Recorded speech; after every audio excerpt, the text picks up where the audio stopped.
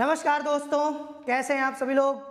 स्वागत है आपका एक बार फिर से हमारे इस YouTube चैनल पर और हमारी मध्यकालीन भारत के इतिहास की इस सीरीज़ में, जिसमें आज हम लोग तीसरा सेशन कर रहे हैं।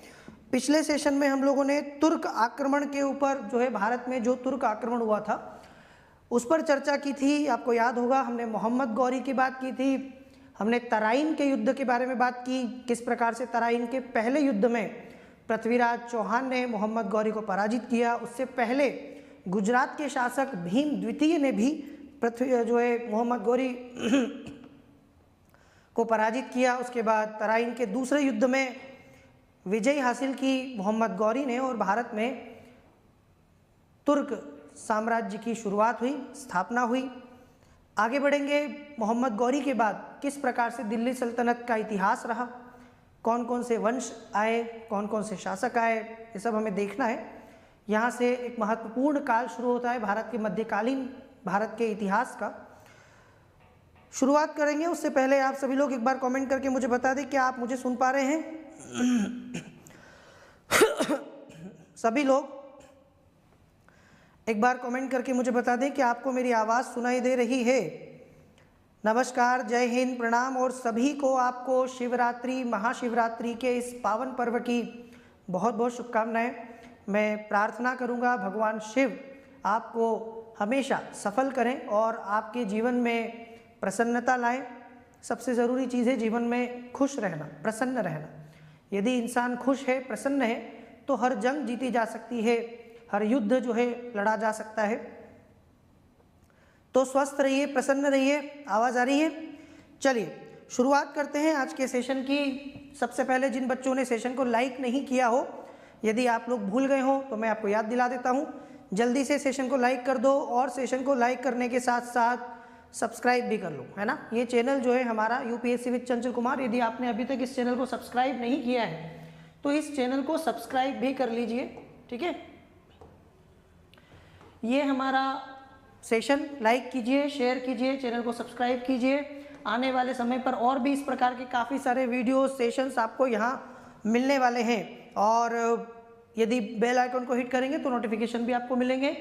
आप जुड़ना चाहते हैं हमसे, एप्लीकेशन हमारे डाउनलोड कर सकते हैं। गूगल प्ले स्टोर पर जाइए, प्रतिज्ञा लर्निंग ऐप के नाम से आपको एप्लीकेशन मिल जाएगी और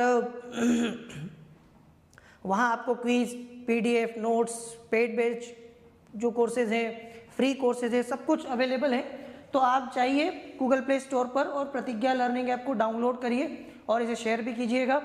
टेलीग्राम चैनल का नाम है यूपीएससी विद चंचल कुमार। यदि आप में से जो भी बच्चे हमसे टेलीग्राम पर जुड़ना चाहते हैं वे हमारे साथ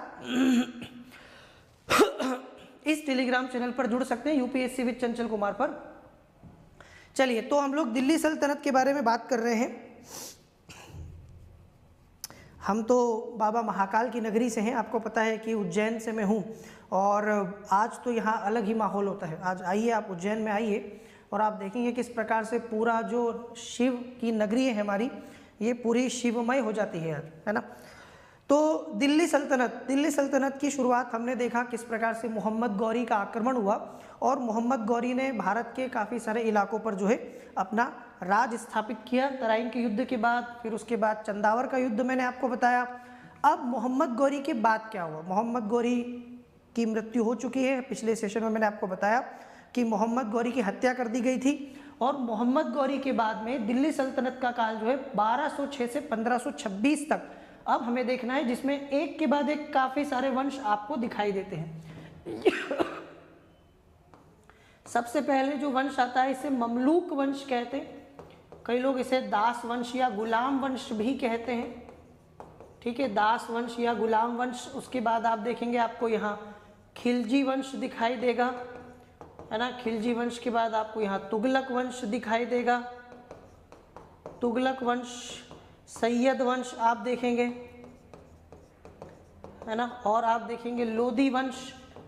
तो समय समय पर अलग अलग जो है वंश का शासन यहाँ पर रहता है और इस पूरे काल को दिल्ली सल्तनत काल के नाम से जाना जाता है।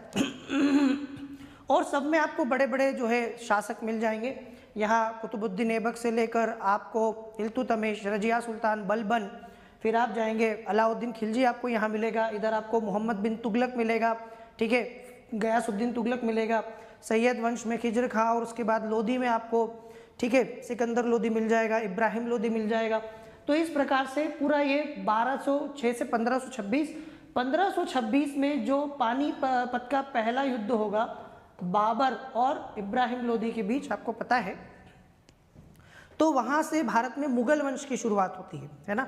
तो मुगल काल के पहले का पूरा काल सल्तनत काल के अंतर्गत हमको, और कई इतिहासकार इसी को जो है वास्तविक मध्यकाल भारत में मानते हैं। तो सबसे पहला वंश जो आपको दिल्ली सल्तनत पे दिखाई देगा वो है ममलूक वंश, जिसको गुलाम वंश भी कहते हैं। और ये जो वंश है इसका शासन आपको मिलेगा 1206 से 1290 तक, मतलब जब कुतुबुद्दीन ऐबक दिल्ली की गद्दी पर बैठा, ठीक है, मोहम्मद गौरी के बाद, वहां से लेकर तो 1290 तक का ये काल ममलूक वंश का माना जाता है। एक के बाद एक इसमें हम लोग पढ़ेंगे, लेकिन पहले थोड़ा सा समझ लेते हैं कि गौरी के बाद क्या हुआ। दरअसल आपको पता है, पिछले सेशन में मैंने आपको बताया था कि मोहम्मद गौरी ने किस प्रकार से भारत में एक स्थायी, ठीक है, मुस्लिम शासन की स्थापना की नींव डाली। इसके पहले हमने देखा मोहम्मद बिन कासिम ने सिंध को जीता, पर स्थायी रूप से विजय नहीं हासिल कर पाया भारत पर। उसके बाद हमने महमूद गजनवी को देखा, लेकिन महमूद गजनवी भी सिर्फ लूटपाट तक जो है सीमित रह गया। अब जो है भारत में स्थायी रूप से आपको एक इस्लामिक शासन दिखाई देता है गौरी के समय से। मोहम्मद गौरी का कोई पुत्र नहीं था, है ना, मोहम्मद गौरी का पुत्र नहीं था, तो उसको जो है अपने गुलामों पर विश्वास करना पड़ा। और मोहम्मद गौरी जो है उसके 3 गुलाम महत्वपूर्ण माने जाते हैं, वैसे तो और भी थे, पर मैं बताऊंगा आपको उनके बारे में। जब तुर्क आक्रमण हुआ भारत में, तो उसके बाद दिल्ली सल्तनत की स्थापना यहाँ से होती है, ठीक है। इसके अंतर्गत अलग अलग शासकों ने, अलग अलग वंशों ने समय समय पर शासन किया। सबसे पहला नाम आता है कुतुबुद्दीन ऐबक का। इस वंश की नींव डालने का जो श्रेय जाता है वो कुतुबुद्दीन ऐबक को जाता है, जिसे ममलूक वंश कहते हैं, या गुलाम वंश या दास वंश भी कई लोग कहते हैं। इन्हें इल्बरी तुर्क भी कहा जाता है। अब मैंने आपको बताया कि गौरी का कोई पुत्र नहीं था, गौरी के जो है दास थे, और उन दासों में उसको सबसे प्रिय जो है कुतुबुद्दीन ऐबक ही था, ठीक है।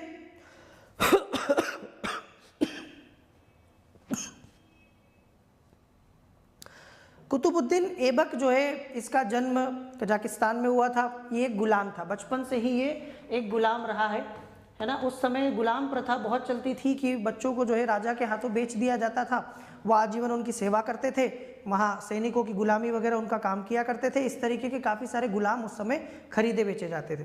तो ये बचपन से गुलाम था, ठीक है। इसके माता पिता, हालांकि स्वतंत्र माता पिता की संतान था, लेकिन फिर भी बाद में इसको बेच दिया गया था, तो ये गुलाम बन गया था। तो कुतुबुद्दीन ऐबक के अलावा और भी कुछ गुलाम थे जो मोहम्मद गौरी के थे। उसमें पहला नाम आपको मिलेगा ऐबक का, ऐबक के बाद आपको मिलेगा यल्दोज, ये भी एक गुलाम था गौरी का। एक गुलाम था कुबाचा, ठीक है। इसके अलावा नासिरुद्दीन महमूद, अली मर्दान, और भी कुछ नाम मिलते हैं, पर 3 आपको नाम याद रखने हैं। इन 3 नामों से ही आपको जो है समझ में आ जाएगा। तो ममलूक वंश की नींव रखी थी कुतुबुद्दीन ऐबक ने। इसको दास वंश भी कहा जाता है, हालांकि कई इतिहासकार जो है दास वंश पर आपत्ति जताते हैं। उनको जो है ना दास वंश समझ में नहीं आता, दास की जगह वो ममलूक का यूज करना ज्यादा अच्छा समझते हैं। अब बताओ दास और ममलूक में क्या अंतर? दास का मतलब भी गुलाम होता है और ममलूक का मतलब भी वैसे गुलाम ही होता है, पर दास और ममलूक में कई इतिहासकार मानते हैं कि छोटा सा अंतर है। दास वो होता है जो जन्मजात दास हो, मतलब पैदाइशी दास हो, जिसके माता पिता भी गुलाम थे और वो भी गुलाम है, ऐसा कोई होता है उसको दास कहा जाता है। ममलूक का मतलब ऐसा है कि जिसके माता पिता गुलाम नहीं थे, समझ रहे हो, माता पिता स्वतंत्र थे, लेकिन बाद में बच्चे को किसी के हाथों बेच दिया गया और उसको गुलाम बना लिया गया। तो दोनों तरह के गुलामों में अंतर है, एक पैदाइशी गुलाम है और एक बाद में बना हुआ गुलाम है। जैसे एक होता है ना कि एक खानदानी रईस होता है ना, खानदानी रईस जिनके दादा परदादा बाप दादा सब अमीर हो और वो बेटा भी जो है बच्चा भी अमीर हो, वो खानदानी रईस। दूसरे तरीके होते हैं जिनके माता पिता या घर वालों का जो जीवन है वो मुफलिसी में, गरीब में भी बीता, लेकिन बच्चा जो है उसने मेहनत करके खूब सारा पैसा कमा लिया और वो रईस बन गया। तो ये दोनों तरह के, तो पहला वाला जो है वो खानदानी हो गया और दूसरा वाला जो है वो बाद में बना हुआ हो गया। तो इस तरीके से कई लोग कहते हैं कि ये दास वंश नहीं है, ये ममलूक वंश के तौर पर ज़्यादा जाना चाहना चाहिए, क्योंकि कुतुबुद्दीन ऐबक जो है पैदाइशी गुलाम नहीं था। आप मेरी बात समझ रहे हैं? कभी अगर आपको ऐसा कहीं अलग अलग किताबों में अलग अलग दिखाई दे कि सर कहीं पर ममलूक लिखा हुआ है, कहीं पर दास लिखा हुआ है, गुलाम वंश, तो अंतर है ना। ममलूक और दास में पारिभाषिक तौर पर अंतर है। दास जन्मजात दास की बात करता है, पैदाइशी दास की बात करता है, और ममलूक शब्द जो है स्वतंत्र माता पिता की संतान की बात करता है। तो यहाँ ममलूक ज़्यादा माना जाता है। आगे समझ में? ठीक है। अब देखो, इसके बाद कई इतिहासकार इनको इल्बरी वंश की संज्ञा भी देते हैं, पर सारे शासक इल्बरी वंश से संबंधित नहीं थे, इसलिए इसको भी सही नहीं माना जाता। ठीक है, क्योंकि कुतुबुद्दीन ऐबक जो है वो इल्बरी तुर्क नहीं था, इसलिए इस वंश को आप इल्बरी वंश भी नहीं बोल सकते। इसीलिए ज़्यादातर इतिहासकार इसको ममलूक वंश के नाम से ही ज़्यादा सटीक मानते हैं कि ये नाम ज़्यादा अच्छा है। वैसे नाम तो इनके कई और भी हैं। आगे समझ में? Is that clear? हाँ, अंतर्राष्ट्रीय महिला दिवस भी है आज। समस्त महिला जाति को या समस्त नारी जाति को हमारी तरफ से अंतर्राष्ट्रीय महिला दिवस की खूब सारी ढेर सारी शुभकामनाएं। और असली महिला दिवस तो तभी होगा जब वास्तव में महिलाओं का सशक्तिकरण होगा। हम लोग बातें बहुत करते हैं, लेकिन कानून भी बनाए हैं, है ना, नैतिकता की भी बातें करते हैं, लेकिन दिमाग से हम लोग अभी तक जो है ना आगे नहीं बढ़ पाए। आज भी महिलाओं को लेकर सिर्फ अनपढ़ और गंवारों की बात नहीं है, पढ़े लिखे लोग, संभ्रांत परिवार के लोग, उनकी सोच भी अगर आप देखेंगे तो महिलाओं को लेकर उतनी अच्छी नहीं है। तो जब तक सोच नहीं बदलेगी तब तक सशक्तिकरण नहीं हो सकता, है ना। अपने मन से वो भेदभाव निकालना पड़ेगा जो हमारे अंदर महिलाओं और पुरुषों को लेकर है। एक बार वो निकल जाएगा तो वास्तव में महिला सशक्तिकरण हो सकता है। ठीक है। तो कई लोग इसको इल्बरी तुर्क भी कहते हैं, जो मैंने आपको बता ही दिया। तो वस्तुतः 1206 से 1290 तक ये वंश शासन किया, जिसको ममलूक वंश कहते हैं। ये तो मैंने आपको इंट्रोडक्शन दिया। अब एक एक करके आगे समझने की कोशिश करते हैं। सबसे पहली बात आती है शासक की। तो इस वंश की शुरुआत कहाँ से हुई? कुतुबुद्दीन ऐबक। गौरी के समय में कुतुबुद्दीन ऐबक उसका एक विश्वस्त सरदार था, और कुतुबुद्दीन ऐबक ने गौरी का बहुत साथ दिया।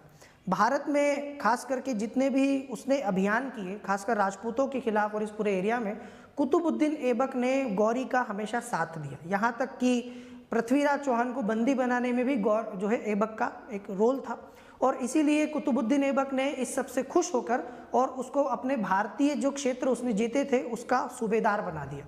तो मोहम्मद गौरी ने इसको सूबेदार तो बना ही दिया था। अब जब गौरी की मृत्यु हुई तो इस इलाके का ये शासक भी बन गया, है ना। और जब ये शासक बन गया तो यहाँ से हमारा वंश शुरू हो जाता है।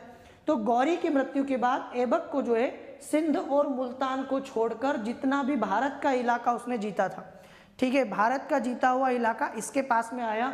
सियालकोट, लाहौर, अजमेर, झांसी, दिल्ली, मेरठ, अलीगढ़, कन्नौज, बनारस, बिहार, लखनौती, ये सारा इलाका जो है उत्तर भारत का हमारा मुख्य रूप से ये सारा के सारा मिल गया कुतुबुद्दीन ऐबक को। जो नहीं मिला सिंध और मुल्तान, ये उसके और भी गुलाम थे, मैंने आपको बताया, यल्दौज और कुबाचा और भी थे। तो इसने क्या किया मोहम्मद गौरी ने कि उसने, हालांकि उसको कुतुबुद्दीन ऐबक बहुत प्रिय था, लेकिन फिर भी उसने सारा के सारा जो शासन है वो कुतुबुद्दीन ऐबक को नहीं दिया। उसने अपने तीनों गुलामों में अपना साम्राज्य जो है बांट दिया। कुछ हिस्सा यल्दौज को दे दिया, कुछ हिस्सा कुबाचा को दे दिया, और जो आप मेरे पीछे देख पा रहे हो ये हिस्सा जो है उसने कुतुबुद्दीन ऐबक को दे दिया। आ रही है मेरी बात समझ में? Is that clear? तो ये वाला इलाका, अब देखो कुतुबुद्दीन ऐबक जब शासक बन गया ना, तो कहते हैं ना कि सिंहासन पर बैठना हमेशा आसान नहीं होता। ताज मिलने के बाद असली चुनौतियां आती है। जैसे आप में से कई लोगों को लग रहा होगा कि यूपीएससी में सिलेक्शन के बाद ज़िंदगी बड़ी आराम से बीतने वाली है, तो ऐसा नहीं है। उसके बाद आपके सामने और कई प्रकार की चुनौतियां आएंगी, आंतरिक, बाह्य, सब प्रकार से, ठीक है। यहाँ ऐबक जो है वो एक प्रकार से सुल्तान की उपाधि तो धारण नहीं करता है, सुल्तान बन गया, लेकिन इसकी चुनौतियाँ यहाँ से शुरू हुई। एक तरफ इसके दो जो और सरदार गुलाम थे, इसके साथी जो इससे ईर्ष्या रखते थे। अब देखो, एक जैसे लोग आपस में एक दूसरे से जलते हैं, तो यल्दौज, कुबाचा और ऐबक में हमेशा जो है ईर्ष्या रहती थी। इसके अलावा अली मर्दान भी था, नासिरुद्दीन महमूद भी था, ये सब आपस में एक दूसरे से जलते थे, एक दूसरे को कमज़ोर करना चाहते थे। एक चुनौती तो उसको वहाँ से मिल रही है। दूसरी, यहाँ से अब इलाका जीतने के बाद राजपूतों से इन्होंने जो इलाका जीता है, तो वो चुप तो बैठे नहीं, समय समय पर राजपूतों के विद्रोह भी होंगे, समय समय पर वो अपना जो राज्य है, क्षेत्र है, वो हासिल करने की कोशिश भी करेंगे, है ना। तो जो इलाके गौरी ने भारत में जीते, उन इलाकों से भी चुनौती आ रही है, विद्रोह हो रहे हैं, दूसरी तरफ इसके अपने लोग भी इसके साथ जो है ईर्ष्या रख रहे हैं। तो ऐसी चुनौतियों के बीच में कुतुबुद्दीन ऐबक जो है वो गद्दी पर बैठा और मात्र 4 साल तक, बहुत लंबा समय तो कुतुबुद्दीन ऐबक बहुत लंबे समय तक शासक रहा नहीं, मात्र 4 साल आप देखो 1206 से 10 तक इसने उत्तराधिकार युद्ध की चुनौतियों का सामना बड़ी कुशलता से किया। अब इसके सामने समस्या थी, समस्या का कई लोग कहते हैं ना, समस्याओं में जो बुद्धिमान है वो निखर जाते हैं और मूर्ख जो है वो बिखर जाते हैं। तो ये आपके ऊपर है कि आप समस्या के सामने बिखरेंगे या निखरेंगे। कुतुबुद्दीन ऐबक ने निखरने वाला ऑप्शन चुना, बिखरने वाला नहीं चुना। इसने क्या किया, इसने अपने दोनों, कहते हैं ना कि जब वक्त पड़ने पर गधे को भी बाप बनाना पड़ता है, तो जब इसको पता था कि मैं कमज़ोर हूँ, अभी बहुत ज़्यादा मेरी स्थिति अच्छी नहीं है, तो इसने कूटनीति से काम लिया। और इसने क्या किया, इसने अपने दोनों जो बराबर के समकक्ष सरदार थे, गुलाम थे गौरी के, मोहम्मद गौरी के, यल्दोज और कुबाचा, उससे इसने वैवाहिक संबंध स्थापित कर लिए। एक की लड़की से शादी करके उसका दामाद बन गया और दूसरे से अपनी बहन की शादी करके उसका साला बन गया। आप समझ रहे हैं? तो एक का दामाद बन गया, दूसरे का साला बन गया, और इस तरीके से इसने जो है उनके साथ एक प्रकार से मित्रता कर ली, एक प्रकार से आपसी भाईचारा बना लिया। तो कहीं ना कहीं जो चुनौती इसको मिल सकती थी उन दोनों से, वो खत्म हो गई। इसने वैवाहिक नीति से इसका, फिर आपको पता है इतिहास में ऐसे कई शासक हुए। 2-3 दिन पहले ही मैंने आपको पढ़ाया था ना महाजनपद काल, और मैंने आपको बताया था बिंबिसार ने भी यही किया था। बिंबिसार मगध का राजा बना और बिंबिसार ने हर्यक वंश की नींव डाली और 1, 2 नहीं 3 शादियां की। तीनों शादियां करके अपने आप को क्या कर लिया, मजबूत कर लिया। ऐसा ही कुछ वैवाहिक नीति का यूज करता है कुतुबुद्दीन ऐबक। इसने गौरी के एक अन्य विश्वस्त अधिकारी ताजुद्दीन यल्दोज, जो मैंने आपको बताया, उसकी बेटी से विवाह कर लिया और यल्दोज को बना लिया अपना ससुर, फादर इन लॉ बन गया, जमाई। अब कोई अपने जमाई के ऊपर तो आक्रमण नहीं करता, ठीक है, बेटी का एक प्रेम होता है माता पिता के मन में, तो बेटी के लिए प्रेम होगा तो कोई भी उसका सुहाग तो नहीं उजाड़ेगा। तो उसने इससे जो है इसकी लड़की से शादी कर ली। दूसरा बच्चा कौन, कुबाचा। नासिरुद्दीन कुबाचा जो था, उस जो सिंध का प्रभारी था, उससे जो है अपनी पुत्री का उससे जो है क्या कर दिया, उससे अपनी बहन की शादी कर दी, तो उसको अपना साला बना लिया। तो एक जो है एक ससुर हो गया और दूसरा मैंने आपसे कहा कि जीजा बना लिया, उसको अपना बहन से शादी कर ली। तो अब आपको पता है कि सारी खुदाई एक तरफ और जोरू का भाई एक तरफ, है ना। अब अगर ये साला बन गया है तो फिर उसकी बहन उसके भाई को कुछ करने तो देगी नहीं, है ना, भाई के लिए कुछ करने देगी पति को। सिंध का प्रभारी अधिकारी था और अपनी पुत्री की शादी कर दी एक तुर्की दास इल्तुतमिश, जो इसके बाद में आप देखोगे कि इस वंश का अगला शासक आपको दिखाई देता है उत्तराधिकारी ऐबक का, इल्तुतमिश। उसको अपना दामाद बना लिया, है ना, उससे अपनी बेटी की शादी कर दी। तो ये वो दिल्ली सल्तनत, देखो कुतुबुद्दीन ऐबक के अंदर जो है आपको ये जो दिखाई दे रहा है, ये वाला इलाका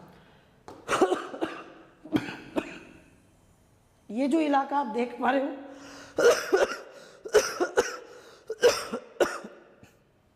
ये इलाका जो है ये इलाका कुतुबुद्दीन ऐबक के अंडर में। और ये वाला देखोगे आप पूरा, बाद में इल्तुतमिश जो है उसने इस पूरे इलाके को उसमें जोड़ दिया सल्तनत में। मतलब सल्तनत की जो वास्तविक नींव डाली वो इल्तुतमिश ने डाली, क्योंकि उसने जो है इतनी बड़ी सल्तनत बना दी थी अपने हाथ में आने के बाद शासन। ठीक है, चलो अब हम लोग आगे चलते हैं। अभी तक हमने क्या देखा, अभी तक हमने देखा कि किस प्रकार से कुतुबुद्दीन ऐबक गद्दी पर बैठता है। बैठने के बाद कई सारी चुनौतियां हैं, चुनौतियों में मुख्य रूप से अपने 2 साथ के सरदारों की चुनौतियों से निपटता है। आगे क्या हुआ, अब देखो, कभी भी अपने आप को सुल्तान नहीं घोषित किया कुतुबुद्दीन ऐबक जो है, उसने कभी भी अपने आप को सुल्तान की उपाधि नहीं धारण की। उसका कारण यही था क्योंकि उसको डर था कि अगर वो सुल्तान की उपाधि धारण करेगा तो यल्दोज और कुबाचा जो है उनकी तरफ से परेशानी आ सकती, क्योंकि वो इसके बराबर के टक्कर के थे। ये हमेशा खुद को गुलाम ही मानता रहा। ठीक है, ये कभी भी अपने आप को जो है सुल्तान नहीं बोला। इसने मलिक और सिपह सलाहकार की उपाधियां जो है धारण की, मतलब कि ये अपने आप को एक नौकर या गुलाम की तरह ट्रीट करता रहा। कभी भी इसने अपने आप को सुल्तान घोषित नहीं किया, वो पदवी धारण नहीं की। जैसे मैंने आपको बताया गजनवी, महमूद गजनवी जो है बगदाद के खलीफा से सुल्तान की उपाधि धारण कर लिया, ऐसा इसने नहीं किया। इसने शासन हाथ में तो लिया लेकिन न अपने नाम के सिक्के चलवाए और न ही खुतबा पढ़वाया। तो किसी भी प्रकार से इसने ये नहीं दर्शाया कि मैं कोई एक स्वतंत्र शासक हो गया हूँ या गौरी का वास्तविक उत्तराधिकारी मैं बन गया हूँ, ऐसा दर्शाने की। समझदार लोगों की यही एक खासियत होती है कि वो वक्त की नज़ाकत को समझते हैं। कुछ लोग होते हैं ना, जैसे आपने देखा होगा कि प्री निकल जाता है तो कितने उछलते हैं, लोगों को ऐसा दिखाते हैं जैसे उनका पूरा एग्जाम क्लियर हो गया है, अब कुछ बचा ही नहीं है, बस खाली जाके मसूरी में ट्रेनिंग होने वाली है ना, अभी मेंस बाकी है या मेंस निकल गया है तो इंटरव्यू पूरा नहीं हुआ है या फाइनल सिलेक्शन नहीं हुआ है। जब तक आखिरी तक, जब तक आपका लिस्ट में नाम नहीं आ जाता तब तक कभी भी जश्न नहीं मनाना, तब तक कभी भी जो है बहुत ज़्यादा खुश नहीं होना चाहिए, वरना अंत में ये आपको ही तकलीफ देता है।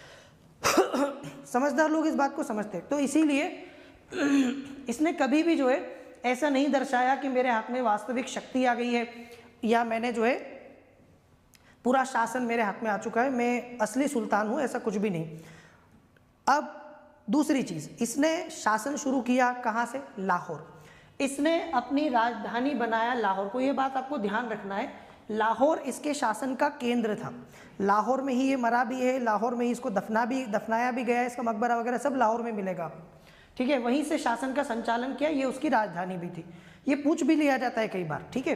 1210 में वहीं पर चौगान जो है पोलो आपने देखा घोड़े पर बैठकर खेलते हैं, तो वो खेलते समय घोड़े से गिर जाने के कारण इसकी मृत्यु हो गई। मतलब मात्र 4 साल में ही ये मर गया। 2-3 चीज़ें समझो। एक तो ये कि मात्र 4 साल तक ये शासन किया, और 4 साल तक जब ये शासन किया तो इसको शासन को बहुत ज़्यादा सुदृढ़ करने का मौका नहीं मिला, पहली बात। दूसरी बात कि अचानक से मर गया तो कोई अपना उत्तराधिकारी डिक्लेयर भी नहीं कर पाया कि मेरे बाद कौन बनेगा, तो असमंजस की स्थिति में चला गया।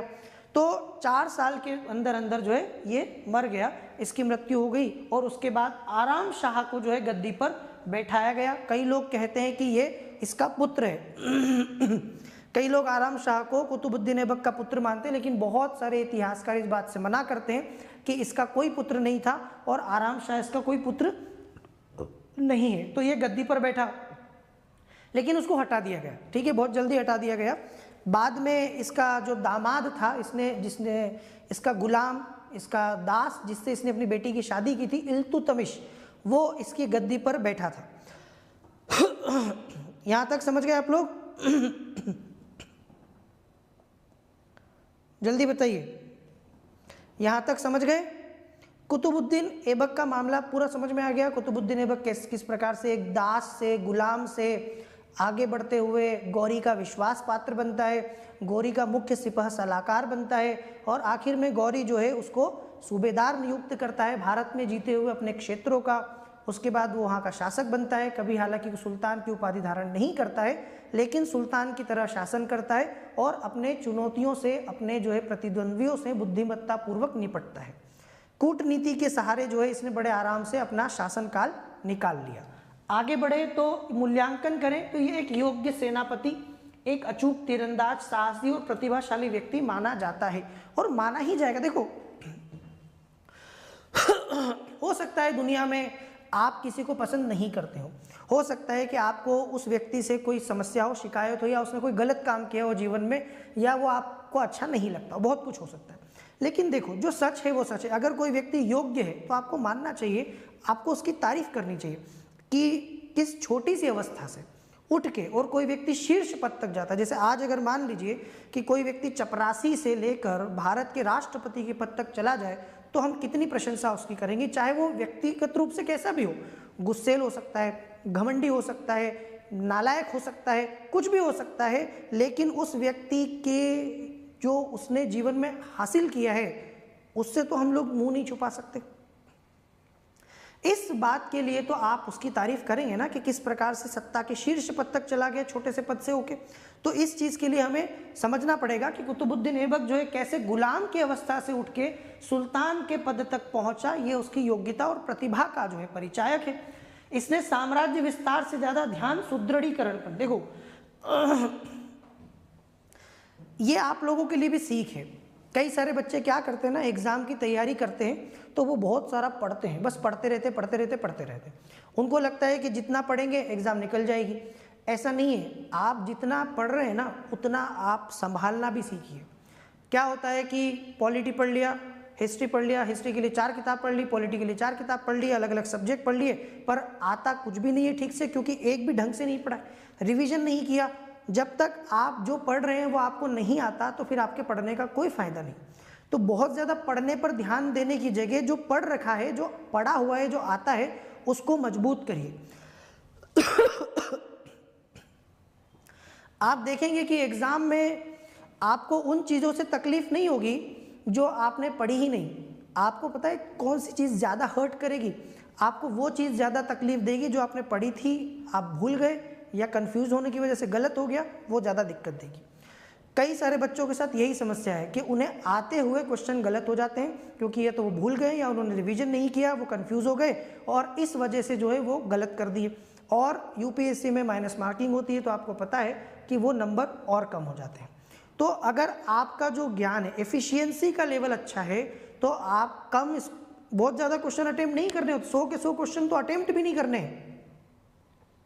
हमें जो भी हम क्वेश्चन कर रहे हैं एक्यूरेसी के साथ करने। अगर मान लीजिए आपने 60 क्वेश्चन कर दिए और 60 क्वेश्चन में आपकी एक्यूरेसी बहुत अच्छी है, तो भी आपका सिलेक्शन प्रीलिम्स में हो जाएगा। आपको 80, 90, 100 क्वेश्चन नहीं, कई सारे बच्चे 80, 75, 80 क्वेश्चन करके आ जाते हैं तो भी सिलेक्शन नहीं होता, क्योंकि उसमें से ज़्यादा गलत हो जाते हैं।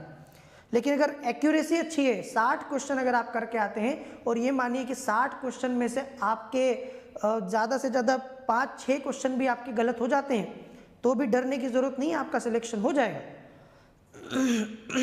ठीक है। अब यहाँ देखो, इसने साम्राज्य के विस्तार पर ध्यान नहीं दिया। इसका बाद जो साम्राज्य था ना, उसने उसको मजबूत किया। इसने यल्दोज और कुबाजा के प्रति जो नीति अपनाई, उससे आप देख सकते हो कि ये उस साम्राज्य को विस्तार नहीं करना चाहता था, ये उसको जो है स्थायी बनाना चाहता था। ये एक उदार शासक माना जाता है, इसीलिए इसको लाख बख्श भी कहा गया, लाखों का दान करने वाला। कभी कोई फैक्ट आपको ऐसा मिल जाए कि निम्नलिखित में से किस सल्तनत के किस शासक को लाख बख्श कहा गया, तो वो नाम आपको याद रखना है, कुतुबुद्दीन ऐबक का है। तो सैन्य रूप से तो हमने देखा कि योग्य था, तभी मोहम्मद गौरी के इतना काम आया और मोहम्मद गौरी के अभियानों को सफल बना पाया। इसके अलावा साहित्य और कला का प्रेमी भी माना जाता है। इसने 2 मस्जिद, एक कुव्वतुल इस्लाम और एक 2.5 दिन का झोपड़ा का निर्माण किया। 2.5 दिन का झोपड़ा जो है ना, वो एक संस्कृत विद्यालय था, अजमेर में आपको मिलेगा। ये सामने जो आप चित्र देख पा रहे हो ना, ये राजस्थान में अजमेर का है और ये 2.5 दिन का झोपड़ा के नाम से जाना जाता है। और ये पहले एक संस्कृत विद्यालय हुआ करता था और इसको तोड़ के और इसकी जगह 2.5 दिन का झोपड़ा नामक ये जो है आपको मिल जाएगा। इसमें एक चीज़ जो आप देखोगे, ये इंडो इस्लामिक वास्तुकला में बना है। मतलब आप सब ये बात पढ़े होंगे कि तुर्कों के आने के बाद भारत में इस्लामी और भारतीय दोनों पद्धतियों के मिश्रण से जो है नई वास्तुकला चली, और इस वास्तुकला को इंडो इस्लामिक, ठीक है, क्या कहते हैं, इंडो इस्लामिक वास्तुकला। इसमें आप आर्ट एंड कल्चर में पढ़ेंगे इस वास्तुकला की विशेषता, जिसमें भारतीय और इस्लामिक दोनों ही पद्धतियों का मिश्रण करके जो है नए नए निर्माण किए गए हैं। तो ये इंडो इस्लामिक वास्तुकला का एक उदाहरण है, 2.5 दिन का झोपड़ा। इसके अलावा दिल्ली में मेहरौली में कुव्वतुल इस्लाम मस्जिद, ये जो है ना, ये पहले ऐसा माना जाता है कि 27 जैन मंदिर थे, उनकी जगह एक विष्णु मंदिर बनाया गया। ठीक है, एक विष्णु मंदिर हुआ करता था, वैष्णव मंदिर, उसको तोड़ के इस यहाँ जो है ये कुव्वतुल इस्लाम मस्जिद बनाई गई। ये भी कुतुबुद्दीन ऐबक के द्वारा किया गया। 2 चीज़ आपको याद रखनी है, क्या क्या, एक कुव्वतुल इस्लाम मस्जिद जो दिल्ली में है, जो एक वैष्णव मंदिर हुआ करता था, उस मंदिर को तोड़ के उसकी जगह बनाई गई है। दूसरी जो है आपको मिलेगी, वो मिलेगी 2.5 दिन का झोपड़ा, ये अजमेर राजस्थान में है, जो पहले एक संस्कृत विद्यालय हुआ करता था, उसको तोड़ के बनाया गया। दोनों ही काम ऐबक के काल में हुए हैं। ठीक है, चलिए, तो ये काफ़ी सारा जो है कला प्रेमी के रूप में दिखाई देता है, इसने कुछ कलाओं के लिए भी काम किया है। इसके अलावा एक चीज़ के लिए जिसको सब जानते हैं और वो है कुतुब मीनार, है ना। भारत में आपने देखा होगा कि जो हमारे देश के अजूबे माने जाते हैं उन अजूबों में से एक अजूबा कुतुब मीनार भी है ना। कुतुब मीनार सबको पता है दिल्ली में है ना, मेहरौली के वहाँ पर। तो ये साउथ दिल्ली में आपको मिल जाएगी और ये बनवाई गई है प्रसिद्ध सूफी संत ख्वाजा कुतुबुद्दीन बख्तियार काकी, है ना। कुतुबुद्दीन बख्तियार काकी एक सूफी संत थे और उन्हीं, क्योंकि आपको पता है कि सूफियों का आना हो चुका था, मोहम्मद गौरी के साथ में मोइनुद्दीन चिश्ती भारत आए थे ना। जब गौरी का आक्रमण हुआ था उसी समय उनके साथ में आए थे ख्वाजा मोइनुद्दीन चिश्ती। तो सूफी जो है भारत में आने लगे थे। जब ये लोग आए तो इनके साथ सूफी संत भी आए। तो इन्हीं में से कुतुबुद्दीन बख्तियार काकी के नाम पे जो है ये बनाई गई कुतुब मीनार, इसीलिए नाम पड़ा है कुतुब मीनार, क्योंकि कुतुबुद्दीन बख्तियार काकी है इनका जो नाम, जिसकी उसमें बनी है, इसकी नींव रखी। हालांकि पूरा नहीं करवाया पाया, आपको पता है कुतुब मीनार की शुरुआत करवाई थी कुतुबुद्दीन ऐबक ने, पूरा नहीं करवा पाया। पूरा करवाया था किसने? इल्तुतमिश ने। जब हम लोग आर्ट एंड कल्चर पढ़ेंगे ना, तो आर्ट एंड कल्चर पढ़ाते समय में आपको पूरा कुतुब मीनार का जो आर्किटेक्चर है, पूरा जो स्थापत्य है, कितनी मंजिलें हैं, किस तरीके की वास्तुकला है, किस तरह की डिज़ाइन है, कैसा बनाया गया है, किस किस के काल में कौन कौन सा निर्माण हुआ है, क्योंकि अलग अलग काल में अलग अलग शासकों ने अलग अलग चीज़ें बनवाई हुई है, तो वो हम लोग जो है देखेंगे। लेकिन अभी मैं ये नहीं पढ़ाऊँगा। आर्ट एंड कल्चर के समय में आपको पूरा कुतुब मीनार जो है बता दूंगा। उस समय मैं आपको 2.5 दिन का झोपड़ा भी बताऊंगा, कुव्वतुल इस्लाम मस्जिद भी, क्योंकि हम लोग इंडो इस्लामिक वास्तुकला, उसकी विशेषताएं, क्या क्या मिश्रण है दोनों का, वो हम देखेंगे। ठीक है, तो ये कुव्वतुल इस्लाम मस्जिद को भारत में पहली तुर्क मस्जिद माना, क्या जानते हैं आप? भारत की पहली तुर्क मस्जिद के तौर पर जाना जाता है कुव्वतुल इस्लाम मस्जिद को, जो मैंने अभी आपको बताया एक वैष्णव मंदिर था और उसको तोड़ के वहां पर ये बनाई गई। ठीक है, अब कुतुबुद्दीन ऐबक की मृत्यु हो गई। मैंने बताया आपको कि मात्र 4 साल के बाद में ये चौगान खेलते समय गिर गया, वो पोलो खेलते समय घोड़े से, और उस वजह से इसकी मृत्यु हो गई। इसकी मृत्यु के बाद में आराम शाह को गद्दी पर बैठाया गया। कई लोग जो है मानते हैं कि ये उसका पुत्र था और कई इतिहासकार बोलते हैं कि नहीं, इसका कोई पुत्र नहीं था। चलो जो भी है, पर आराम शाह गद्दी पर बैठा और सैनिक वर्ग में असंतोष और साधारण जनता में अशांति और उपद्रव फैलने का डर था, उसको रोकने के लिए कुछ सरदार जो थे लाहौर के, उन्होंने कुतुबुद्दीन ऐबक के पुत्र आराम शाह को गद्दी पर बैठाया। हालांकि कई सारे लोग उसका पुत्र इसको नहीं मानते। आराम शाह एक कमज़ोर और अयोग्य शासक सिद्ध हुआ, तो दिल्ली के लोगों ने बुलाया सबसे उनके जो है विश्वास पात्र व्यक्ति को, जो कुतुबुद्दीन ऐबक का दामाद था, और सबको लग रहा था कि उस समय वास्तविक रूप से गद्दी का जो उत्तराधिकारी है वो वही है, और उसका नाम था इल्तुतमिश। जैसा कि मैंने आपको भी बताया कि ऐबक ने अपनी बेटी की शादी इल्तुतमिश से करी। तो ये दिल्ली के लोगों ने उसको स्वीकार नहीं किया शासक, और आराम शाह को हटाने के उद्देश्य से बदायूं के प्रांत अध्यक्ष इल्तुतमिश को निमंत्रण भेजा गया, बाकायदा उसको बुलाया गया और उसका राज्याभिषेक करके उसको दिल्ली की गद्दी पर बैठाया। इल्तुतमिश ने निमंत्रण स्वीकार भी कर लिया, और एक लंबे समय तक आप देखो 1211 से 1236, देखो आपको सीक्वेंस में सारी चीज़ें समझनी है कि गौरी ने शुरुआत की, हालांकि गौरी बहुत जल्दी मर गया। ऐबक ने नींव डाली, पर ऐबक भी जल्दी मर गया 4 साल में। तो दिल्ली सल्तनत का जो वास्तविक संस्थापक है वो इल्तुतमिश है। इसने ही दिल्ली सल्तनत के साम्राज्य का सुदृढ़ीकरण भी किया और दिल्ली सल्तनत का विस्तार भी किया काफ़ी बड़े इलाके में, क्योंकि आप देख सकते हैं लगभग 25 वर्ष तक इसने शासन किया है। कितने साल? 25 साल तक। तो 25 साल बहुत होते हैं, है ना। 25 साल तक अगर कोई शासक शासन करता है तो इतने में तो वो अच्छा खासा अपना जो है मजबूत कर देता है साम्राज्य। तो इल्तुतमिश जो है आराम शाह को परास्त करके गद्दी पर बैठा और मात्र 8 महीने का शासन उसका रहा। इसके बाद इल्तुतमिश ने गद्दी पर अधिकार कर लिया। कौन था? इल्बरी तुर्क, जो कई सारे इतिहासकार नहीं मानते इस वंश को इल्बरी वंश। उसका यही कारण है क्योंकि कुतुबुद्दीन ऐबक इल्बरी तुर्क नहीं था, ये था। यहाँ से आप देख सकते हो ये ऐबक की मृत्यु के समय बदायूं का सूबेदार था, गवर्नर हुआ करता था। और जो मैंने आपसे कहा अभी एक बात कि दिल्ली सल्तनत का जो वास्तविक संस्थापक है, अब क्वेश्चन में कंफ्यूजन होता है बच्चों को, दिल्ली सल्तनत का संस्थापक, दिल्ली सल्तनत का वास्तविक संस्थापक, भारत में मुस्लिम जो है साम्राज्य की नींव डालने वाला, सब अलग अलग नाम होते हैं। तो ये दिल्ली सल्तनत का वास्तविक संस्थापक माना जाता है क्योंकि ऐबक और आराम शाह दोनों ने लाहौर से ही शासन किया। अभी मैंने आपको बताया कुतुबुद्दीन ऐबक ने लाहौर को राजधानी बनाया, वहीं पर रहा, वहीं मर गया। आराम शाह भी वहीं रहा। ये व्यक्ति दिल्ली सल्तनत का वास्तविक संस्थापक है क्योंकि ये लाहौर से शिफ्ट होकर दिल्ली आया और दिल्ली से ही इसने शासन किया, दिल्ली को अपनी सत्ता का केंद्र बनाया और यहीं से आप देखोगे कि दिल्ली सल्तनत की शुरुआत भी हो सकती। ठीक है, तो ये दिल्ली सल्तनत का वास्तविक संस्थापक माना जाता है। इसने दिल्ली को अपनी राजधानी बनाया। इसे गुलामों का गुलाम भी कहा गया है। इसे गुलामों का गुलाम भी कहा जाता है, ये भी पूछ लिया जाता है, जैसे गुलामों का गुलाम किसको कहा गया। कई छोटी मोटी एग्जाम्स में तो इस तरह के फैक्चुअल क्वेश्चंस आते ही रहते हैं, गुलामों का गुलाम। अब ये क्या बात हुई, इसका कारण ये कि ये गुलाम था और इसके जो पहले शासन कर रहा था ऐबक, वो भी गुलाम था।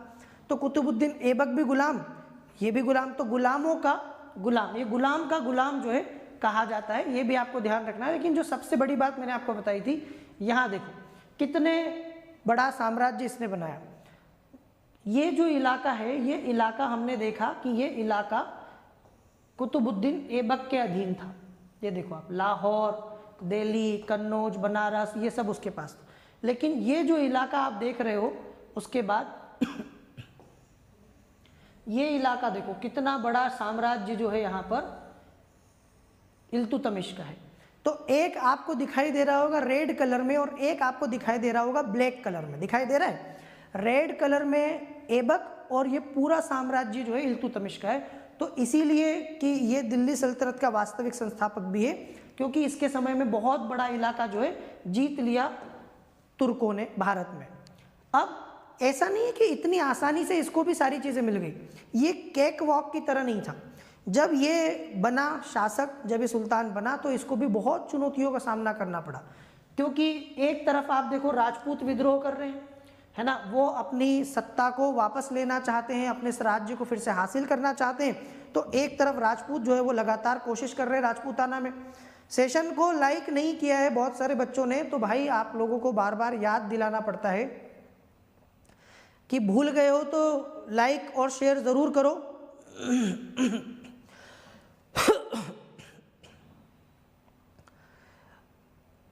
तो ये जो आप देख पा रहे हैं राजपूत, एक तो ये विद्रोह कर रहे हैं, दूसरी तरफ वो जो उत्तराधिकारी थे गौरी के कुछ, एक तो मैंने बताया था नासिरुद्दीन कुबाचा और एक यल्दोज, ये लोग फिर से जो है चुनौती खड़ी करने लगे। जब तक कुतुबुद्दीन ऐबक था तब तक तो ये लोग चुप बैठे रहे, लेकिन जैसे ही इल्तुतमिश आया तो इल्तुतमिश ने फिर से जो है इनकी चुनौतियां आने लगी।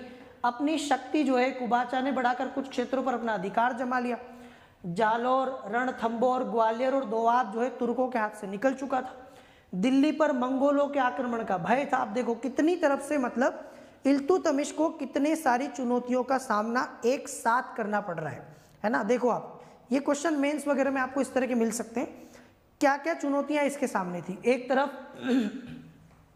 कुबाचा और यल्दोज का मामला, दूसरी तरफ मंगोल आक्रमण। उस समय आपको पता है दुनिया में दहशत का दूसरा नाम बने हुए थे मंगोल। इतिहास में आपने सबसे अगर निर्दयी व्यक्ति का नाम सुनाओ, सबसे ज़्यादा अत्याचारी व्यक्ति का नाम सुनाओ आपने, किसी ऐसे व्यक्ति का जिसको राक्षस कह सकते हैं, ठीक है, जीता जागता, तो उस व्यक्ति का नाम था चंगेज खां। ठीक है, जिसने लाखों लोगों को मौत के घाट उतार दिया। ठीक है, हजारों नहीं लाखों लोगों को का कत्लेआम करवाया। चंगेज खां उस समय मौत का दूसरा नाम बना हुआ था और कोई भी उसके सामने टिकने की कोशिश नहीं कर रहा था। यहाँ तक कि चंगेज खां की पुत्री का एक व्यक्ति के साथ प्रेम था और वो व्यक्ति भाग के जो है शरण लेने आ जाता है दिल्ली सल्तनत में, और वो इल्तुतमिश के सामने आके शरण लेता है, मतलब अपने आप को बचाने की कोशिश करता है। और चंगेज खां की तरफ से दूत आके मंगोल का कहता है कि अगर इसको शरण दी तो हम तुम्हारे ऊपर आक्रमण कर देंगे, तुमको छोड़ेंगे नहीं। तो इल्तुतमिश ने भी उसको शरण देने से मना कर दिया, उसको भगा दिया, नहीं तो चंगेज खां का आक्रमण जो है वो इसके ऊपर हो भी जाता। बहुत बड़े पैमाने पर आतंक जो है मचा रखा था उस समय चंगेज खां ने, मंगोलों ने। तो एक तरफ वो भी भय था भारत पर, आप देखोगे ना तो मंगोल आक्रमण का जो डर है, भय है, बहुत लंबे समय तक रहा, काफ़ी सालों तक। लेकिन एक चीज़ के लिए आप देखोगे कि दिल्ली सल्तनत के शासकों ने समय समय पर मंगोलों के आक्रमण से भारत को अच्छे से बचाया, है ना। इल्तुतमिश ही नहीं, इसके बाद में भी आप देखोगे, आप बलबन को देखेंगे, खिलजी को देखेंगे, जिन्होंने बहुत हद तक भारत को मंगोलों से बचाया। और मंगोल अगर आते, वो उनसे ज़्यादा तो बुरा कुछ हो ही नहीं सकता। मतलब अगर आप जो सबसे गंदी परिस्थिति इमेजिन कर सकते हैं वो मंगोल आक्रमण, कि मंगोल अगर यहाँ आ जाते तो वो क्या करते आप सोच नहीं सकते। किस तरह की मारकाट, किस तरह की लूटपाट और किस तरह का अत्याचार यहाँ होता आप नहीं सोच सकते। तो मंगोल आक्रमण का भी भय था, है ना। और दूसरी तरफ से साम्राज्य फिसल भी रहा था, कमज़ोर पड़ रहा था, आंतरिक चुनौतियाँ थी। ऐसे समय में इल्तुतमिश गद्दी पर बैठा, लेकिन उसने कई कदम उठाए जिससे उसने अपने आप को इन सब से बचाया। ठीक है, क्या क्या उसने किया वो हम देखें। कभी अगर आपको समय मिले ना, थोड़ा सा चंगेज़ खां के बारे में पढ़िएगा, नेट पर बहुत सारी चीज़ें अवेलेबल हैं तो आप पहचान पाएंगे। आखिरकार दिल्ली के अमीरों का दमन, सबसे पहले तो उसने क्या किया। अमीर मतलब उस समय कुछ इस प्रकार के सरदार हुआ करते थे जिनके पास में पावर हुआ करती थी, जो बहुत सारे निर्णय लेने की ताकत रखते थे। ठीक है, एक प्रभुत्व था इनका। तो दिल्ली के जो अमीर थे आमतौर पर ये सारे चीज़ों को तय यही करते थे। जो पावरफुल लोग हर समय मिलेंगे, हर काल मिलेंगे आपको, हर समय हर काल में आपको कुछ लोग ऐसे मिलेंगे जिनके पास में पावर होती है, जो बहुत कुछ निर्धारित करने की ताकत रखते, चाहे वो पैसे के दम पर या किसी पद के दम पर। तो उसी तरीके के लोग हुआ करते थे अमीर। ये जो अमीर लोग हुआ करते थे इल्तुतमिश को सुल्तान के रूप में मान्यता देने के लिए तैयार नहीं थे। सबसे पहले तो क्या है कि इल्तुतमिश को ये मानते ही नहीं थे, इल्तुतमिश को ये जो है स्वीकार ही नहीं करते थे, एक्सेप्ट ही नहीं करते थे। एक समस्या तो ये थी। और इनकी मर्जी के बिना कोई सुल्तान रहे इतना आसान नहीं था। ये जब चाहे किसी का भी तख्ता पलट करने की ताकत रखते थे।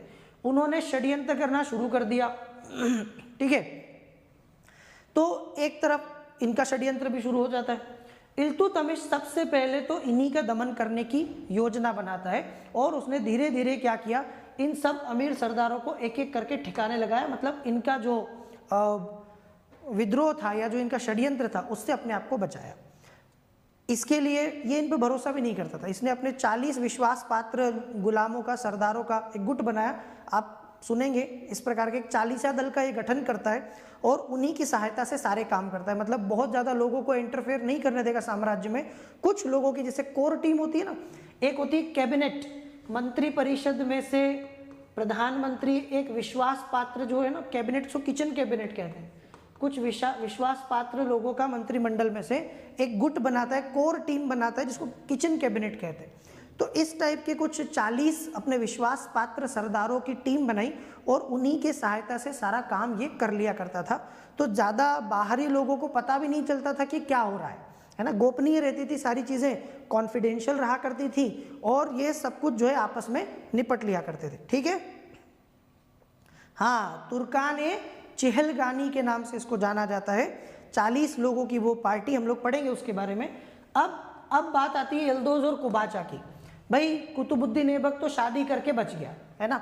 इल्तुतमिश ने क्या किया? कुतुबुद्दीन ऐबक का तो मैंने आपको बता ही दिया कि उसने किस प्रकार से एक की बेटी से शादी कर ली, दूसरे से अपनी बहन की शादी कर दी।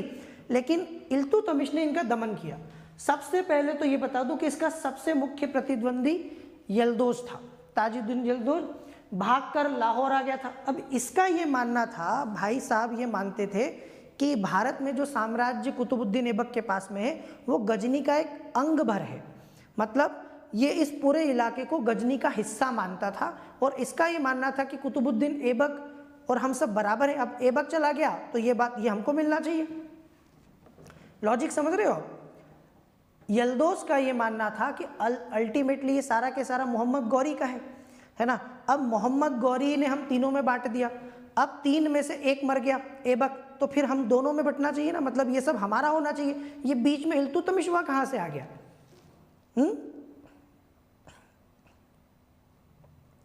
आई बात समझ में?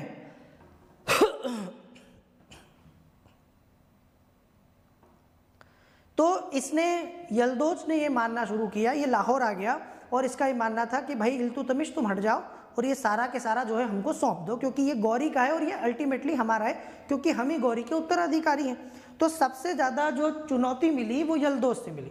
उसने ठीक है लाहौर आ गया। अब इल्तुतमिश ने यल्दोज के विरुद्ध आखिरकार लड़ना ही पड़ेगा, और तो कोई कारण ही नहीं है। वैसे तो देखे तो रिश्ते बन जाते हैं आपस में, कनेक्टेड तो हो गए हैं, क्योंकि इल्तुतमिश का ससुर था कुतुबुद्दीन ऐबक और कुतुबुद्दीन ऐबक का ये ससुर है। मतलब एक तरीके से आप बताओ रिश्ते में एक देखे हैं तो कहते हैं ना रिश्ते में तो हम तुम्हारे बाप लगते हैं, तो यहाँ ये मान लो कि रिश्ते में तो हम तुम्हारे ससुर के ससुर लगते हैं।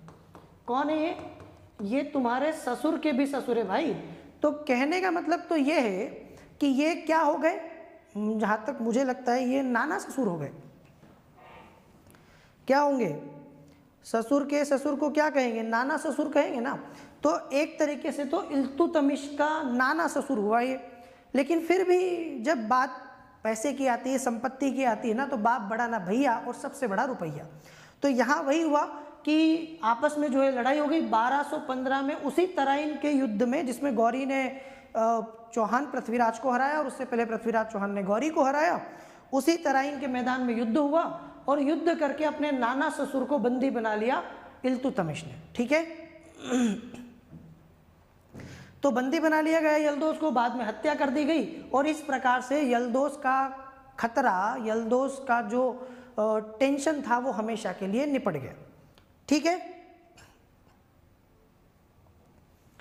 तो यल्दोज की पराजय के साथ ही दिल्ली सल्तनत का गजनी से हमेशा के लिए जो संपर्क था वो समाप्त हो गया। मतलब जो कनेक्टिविटी कहीं ना कहीं थी, हाँ कनेक्टिविटी तो थी ना, कनेक्टिविटी क्यों नहीं थी। आप देखो कनेक्टिविटी होगी क्योंकि एक तरफ गजनी और दिल्ली और ये सब कुछ जो है गौरी का ही साम्राज्य है, तो ये हमेशा के लिए टूट गया मामला और गजनी से हमेशा के लिए दिल्ली सल्तनत यहाँ से अलग हो गई।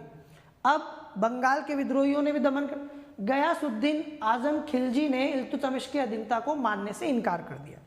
ये होता ही था, जब भी कोई शासक मरता था ना तो दूसरे लोग उसके आने वाले उत्तराधिकारी को ऐसे स्वीकार नहीं करते थे, है ना। जैसे अगर मान लीजिए कि कोई व्यक्ति कहीं का कलेक्टर है और सब लोग उसको पसंद करते हैं कि यार कितना अच्छा कलेक्टर भगवान ने हमको दिया है, कितना काम करता है हमारे लिए, कितना सोचता है, और मान लो कि वो कलेक्टर जो है वो अपने बेटे को कलेक्टर घोषित कर दे कि मेरे बाद मेरा बेटा कलेक्टर होगा, तो कोई स्वीकार करेगा उसको? इतनी आसानी से थोड़ी करेगा। तुम हो अच्छी बात है, पर तुम्हारे बाद तुम्हारे बेटे को कोई स्वीकार नहीं करेगा। क्यों करेगा? तो इल्तुतमिश की अधीनता को मानने से बंगाल के गयासुद्दीन आजम खिलजी ने भी मना कर दिया। आखिरकार उसने बंगाल पर आक्रमण कर दिया 1225 में, और गयासुद्दीन जो है उसकी सेना इल्तुतमिश की सेना का सामना नहीं कर पाई और आखिरकार बंगाल जो है वो भी आ गया इल्तुतमिश के पास। उसने भी अधीनता स्वीकार कर ली, वो भी ज़्यादा तेज चल रहा था, ये मामला भी निपट गया। अब बात करते हैं आगे कुबाचा की। यल्दोज के बाद अगला जो कांटा था इल्तुतमिश के सामने वो कुबाचा था। ठीक है, तो कुबाचा का क्या हुआ? कुबाचा जो है वो इल्तुतमिश की तरफ जो है आगे बढ़ता है, कुबाचा की तरफ ध्यान दिया उसने इल्तुतमिश ने यल्दोज के बाद। तो इधर मंगोलों का आक्रमण हो रहा था। अब उस इलाके में जहां कुबाचा का शासन चल रहा था वहां मंगोल आक्रमण। अब मंगोलों का जो आक्रमण चल रहा है तो उससे वो डर गया, क्योंकि उस समय मंगोल किसी को बख्श नहीं रहे थे, है ना। जो जैसे वो होता है ना तूफान, एक बहुत बड़ा शक्तिशाली चक्रवात जो रास्ते में आया उसको हटा दिया, खत्म कर दिया, वैसे ही मंगोल आक्रमण से भयभीत होकर वो जो है पंजाब आया। उसने सिंधु, दोआब और मुल्तान के कुछ हिस्सों पर अधिकार कर लिया। कौन? शाह जो है वहां का। तो कुबाचा की शक्ति जो है उससे कम हो गई। अब कुबाचा की शक्ति कम हो गई तो इस स्थिति का लाभ उठाया किसने? इल्तुतमिश ने। इल्तुतमिश ने कुबाचा पर आक्रमण कर दिया। कुबाचा भागा और भागते समय सिंधु नदी में गिर गया, कहते हैं कि डूब के मर गया। इस तरीके से यल्दोज मर गया, यल्दोज के बाद कुबाचा भी मर गया और आखिरकार इल्तुतमिश ने उसके राज्य पर भी अधिकार कर लिया। इस तरह से जो एक चुनौती इसके सामने उन दोनों तरफ से आ रही थी, उन दोनों को इसने हमेशा के लिए अपना हटा दिया। ठीक है, अब ये भी रिश्ते में लगता ही था, आपको पता है कि अगर हम रिश्ता निकालने लगे तो इल्तुतमिश और कुबाचा का भी रिश्ता निकलता है, क्योंकि कुतुबुद्दीन ऐबक का जीजा है ये। इस हिसाब से अगर आप देखोगे तो ये इल्तुतमिश का मामा ससुर है, मामा ससुर ही लगेगा ना। अभी सोच के बताता हूँ मैं आपको कि इल्तुतमिश की जो पत्नी है ना, उसकी मम्मी का भाई पति। अब मुझे थोड़ा सा रिश्तों में बड़ी कन्फ्यूजन हो जाती है कई बार, आप लोगों को क्लियर हो तो बताइएगा, है ना। वैसे ये इल्तुतमिश की बहन का पति है, फूफा ससुर लगेगा। इल्तुतमिश का फूफा ससुर लगेगा ना, बिल्कुल से। तो एक नाना ससुर हो गया, एक फूफा ससुर हो गया, और दोनों को जो है रास्ते से हटा दिया इल्तुतमिश ने। अब आते हैं 40 दल के गठन के ऊपर। जैसा कि मैंने आपको बताया कि बहुत ज़्यादा नहीं विश्वास करता था इल्तुतमिश अपने आसपास के लोगों पर, तो उसने क्या किया, उसने जो है 40 तुर्क जो है अपने 40 विश्वास पात्र लोगों का एक गुट बनाया, एक ग्रुप बनाया, और इसे ही तुर्कान ए चहलगानी कहा जाता है। तुर्कान ए चहलगानी या 40 दल कहा जाता है, जो कि उसके खास भरोसेमंद लोगों से, 40 लोगों से मिलके बना, है ना। अली बाबा और 40 चोर टाइप का, है ना, अली बाबा और 40 चोर टाइप। तो ये इसके 40 चोर हैं, मतलब 40 दल में जो लोग हैं, इसमें योग्य, विश्वसनीय और प्रतिभाशाली व्यक्तियों को उसने शामिल किया, और एक तरीके से उसने इनको अपने राजत्व का अंग बना लिया, पार्ट बना लिया। अब जब तक इल्तुतमिश रहा तब तक तो वो इनसे फ़ायदा उठाता रहा और अच्छा खासा चल रहा था, लेकिन जब इल्तुतमिश मर गया ना, तो ये 40 जो है ये अपने आप में बड़ा शक्तिशाली हो गया, ये बहुत ज़्यादा जो है पावरफुल हो गया। आखिरकार इसको भी हटाना पड़ा, वो भी हम देखेंगे किसने और कैसे हटाया। तो 40 दलों का गठन, ये पूछ लिया जाता है कि किसने जो है दिल्ली सल्तनत के सुल्तान ने तुर्कान चहलगानी या 40 सरदारों के दल का गठन किया था, तो उसका नाम है इल्तुतमिश, ध्यान रखिएगा। अब खलीफा के प्रमाण पत्र की बात, 1229 में बगदाद का जो खलीफा है उसने एक प्रमाण पत्र बोल लीजिए, ठीक है, घोषणा पत्र बोल लीजिए, है ना, उसके द्वारा जो है एक विशिष्ट अधिकार पत्र के द्वारा इसको सुल्तान ए आजम की उपाधि प्रदान की। ये भी पूछा जाता है, दिल्ली सल्तनत का पहला सुल्तान जिसने खलीफा से सुल्तान की जो है उपाधि प्राप्त की, मतलब इसको एक प्रकार से मान्यता मिल गई, वेद हो गया है। आप समझ रहे हो, ये क्या माना गया, एक तरीके से लीगल हो गया, वैधानिक मान्यता जो है इल्तुतमिश को मिल गई, मतलब ये इस पूरे इलाके में इस्लाम का एक शासक बन गया। इसको धार्मिक मतलब मंजूरी भी मिल गई। उस काल में आज की तरह पंथ निरपेक्ष या सेक्युलर तरीका स्टेट नहीं था, उस समय धर्म का बहुत इंटरफेयर हुआ करता था, आपको पता है, हर चीज़ में।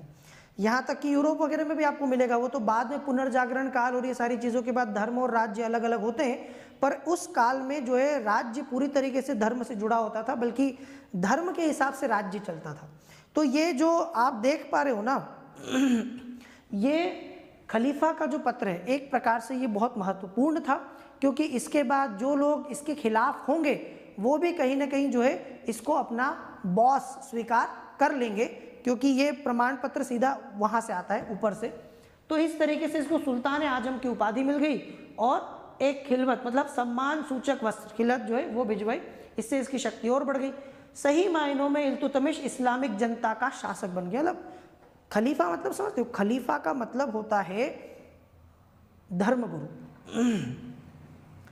इस्लाम धर्म के सर्वोच्च पद पर बैठा हुआ व्यक्ति, जो पूरे धर्म का गुरु है। उस व्यक्ति ने अगर कुछ कहा है तो वो सबको धार्मिक रूप से मानना ही पड़ता है ना। तो एक प्रकार से ये क्या हो गया, इस्लामिक जनता का शासक बन गया। इल्तुतमिश खलीफा से अधिकार प्राप्त करने वाला दिल्ली सल्तनत का पहला वैधानिक सुल्तान बन गया। ये आपको मैंने फैक्ट बता दिया। आ रहा है समझ में?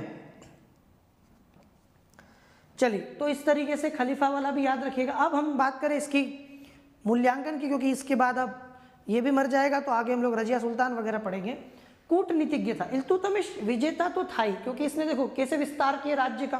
फैक्ट तो मैंने आपको बताया, पूरा कॉन्सेप्ट भी बताया किस तरीके से राज्य को विस्तार देता है इल्तुतमिश। अपने धीरे धीरे उसने सारी चुनौतियों को खत्म भी कर लिया और काफी सारे बड़े इलाके को जीत भी लिया। ठीक है, कूटनीतिज्ञ भी था, विजेता तो था ही, कूटनीतिज्ञ भी था। अपने शत्रुओं को जैसे यल्दोज, कुबाचा, खिलजी जिनको भी है सबको दूरदर्शिता और कूटनीति के द्वारा पराजित किया। इसने कुबाचा पर तब आक्रमण किया जब वो कमजोर था। कुबाचा जब शक्तिशाली था तो ये चुप बैठा था। जैसे ही इसको लगा कि अभी कुबाचा की स्थिति कमजोर है और अभी वो सामना नहीं कर पाएगा, तो उसके ऊपर आक्रमण किया और वो सिंधु नदी में डूब के मर गया।